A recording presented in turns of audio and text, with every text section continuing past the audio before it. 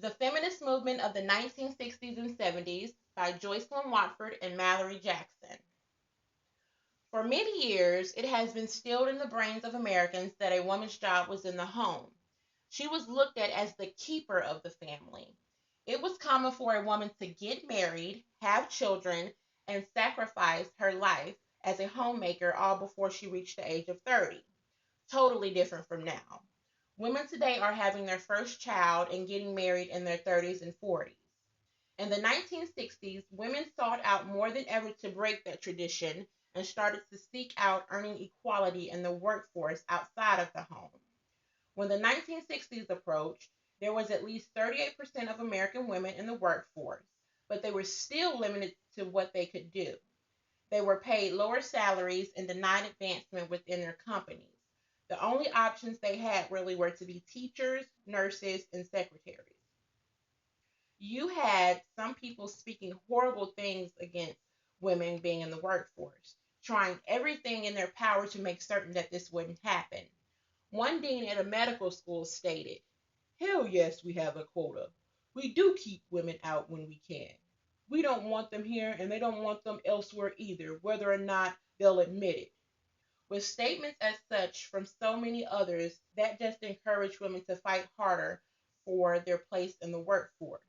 In result, you eventually had 6% of American women doctors, 3% of American women lawyers, and less than 1% American women engineers when the 1960s approached. Let the games begin. In 1962, an American writer, activist, and feminist by the name of Betty Friedan published a book called The Feminist Mystique that stunned the nation. In the book, she brought out how frustrated, trapped, and unfilled women felt. One lady stated, "I'm depressed. I begin to have no personality. I'm a server of food and a putter on of pants and a bed maker. Somebody who can be called on when you want something. But who am I?" Friedan's book spoke to an audience of educated, upper middle class white women. Her work had such an impact, it sparked the second wave of the American feminist movement of the 1960s and 70s. Luckily, during this movement, not all men were against women equality in the workforce.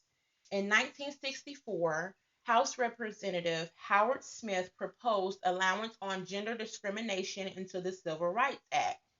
He was laughed at by his fellow congressmen, of course, but with the help of a lawyer, judge, feminist, and representative of Michigan by the name of Martha Griffiths, the law passed. In 1966, there was a new established Equal Employment Opportunity Commission that refused to enforce this law that Smith and Griffiths fought for. So that summer, a group of feminists, including Betty Friedan, developed an organization that would fight gender discrimination through the court system.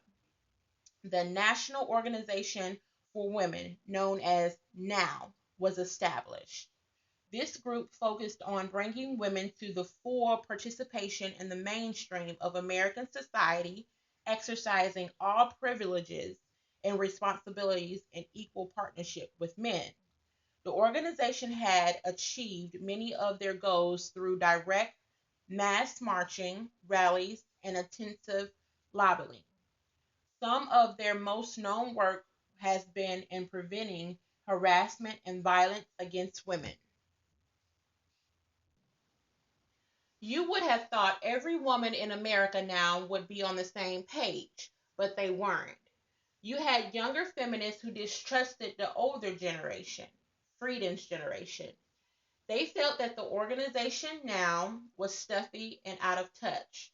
They felt that the organization demands and style weren't radical enough for their progressing generation. One of these younger feminists was Gloria Steinem.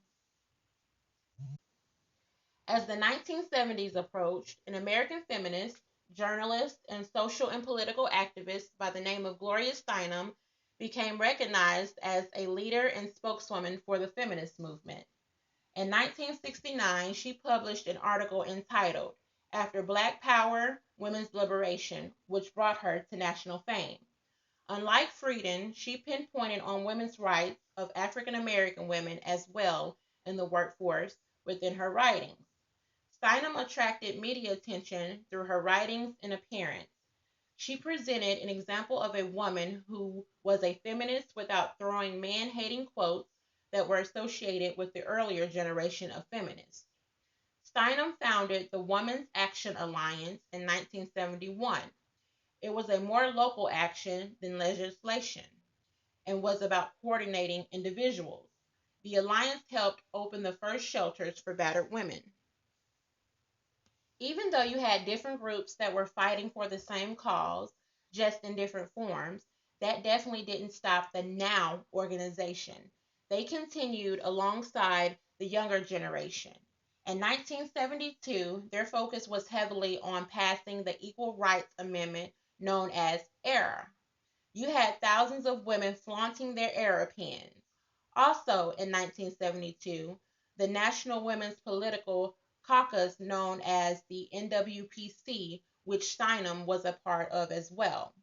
This organization focused on increasing women's participation in public life as voters, party convention delegates and officials, and office holders on local, state, and national levels. In 1975, they won the fight to continue the party's platform endorsement of the Equal Rights Amendment. In the 1960s and 70s, there were countless organizations found.